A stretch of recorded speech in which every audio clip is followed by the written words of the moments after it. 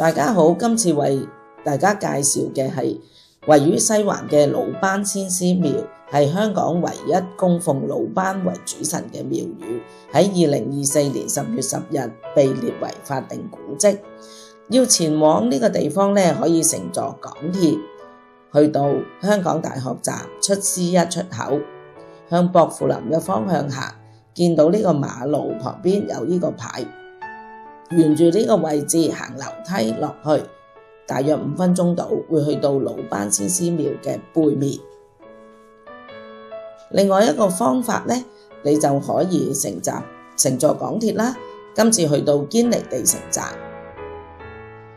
出 B 出口向右行，沿住呢條路向前行，你會見到一個特色嘅樓梯啦。你可以行樓梯或者搭 lift 上去都得。經過呢個登山行人電梯，見到呢個牌就係魯班先師廟啦。咁上到去青年台，你就會從正面咧去參觀呢個廟宇啦。其實喺舊年嘅8月份咧，因為佢為咗復修啊，佢個圖塑嘅部分咧喺正正要安放之前咧，曾經喺香港文物探知館嗰度展出嘅。咁你會睇到咧，佢個手工咧好精細啦，中間有一個寶珠啦，兩旁有一對鰻魚。咁佢個圖塑嘅主題咧係以《封神演義》呢個故事為建構嘅。咁你見到每一個圖塑嘅塑像咧，人物都栩栩如生噶。咁完成咗呢個展覽咧，就會運翻去魯班先師廟嗰度安放翻上去佢嗰個正脊上面俾大家欣賞啦，先完成咗嗰個復修嘅工程嘅。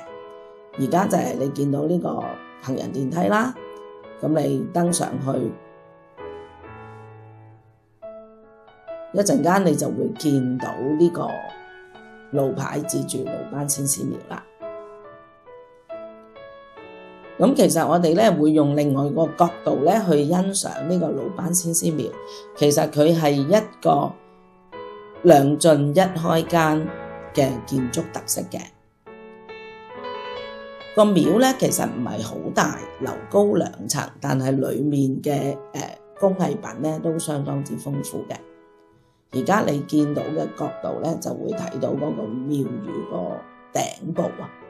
咁頭先講到咧，要安放嗰個圖塑，放翻落去咧，就係個廟宇嘅正脊上面。咁呢個圖塑都有特色嘅喎，佢係兩面嘅，即係話前面同後面咧都會睇到嗰個《封神演義》嗰個人物嘅建築嘅，嗰個特色啊。咁而家睇到係個頂啦。咁佢另外仲有一個好重要嘅特色，係呢個廟嘅特色咧，就係佢嗰副山牆啊。一陣間咧，我哋就會睇得清楚啲嗰個山牆嘅特色啦。你而家見到佢有5隻角嘅，咁原來呢一個咧就係五岳朝天式嘅建築。咁正面睇到咧就係呢個圖塑安放上去正脊個設計啦。咁俾大家對比翻啦，舊時嘅建築係咁嘅，咁重修之後咧就更加顯到佢嗰個廟宇咧嘅特色啦。而家喺我哋鏡頭嘅正面就係呢個五岳朝天式嘅山牆，係一個相當有特色嘅建築特色嚟嘅。咁通常喺廟宇咧都比較少見嘅。一陣間我哋會喺個廟宇嘅正面咧都睇到呢一個圖塑噶啦。咁講翻呢個圖塑咧，其實係特別揾翻呢個中山嘅圖塑承傳人何湛全先生去復修嘅。咁今年已經係廟宇嘅140週年啦。咁嗱，我哋而家從正面咧去睇呢個魯班廟啦。你睇到個廟頂咧，其實仲有一個特色嘅，呢個副白色嘅畫咧，就係另外一個藝術特色，就係嗰個灰塑啦。咁啊有段淵源噶，咁你睇下以前咧同而家嘅比較先。咁修復咗之後咧，就更顯得呢個廟宇嘅珍貴嘅地方啦，同埋佢嘅特色之處啦。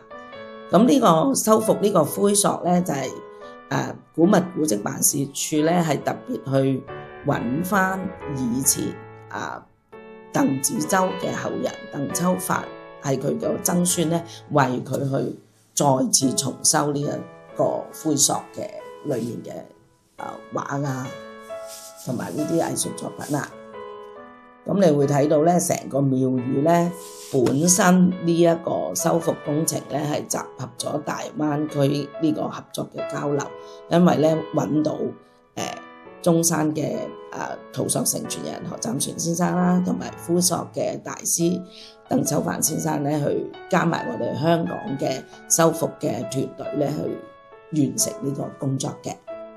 咁今日咧介紹呢個魯班先師廟咧，就到呢度為止啦，多謝大家欣賞。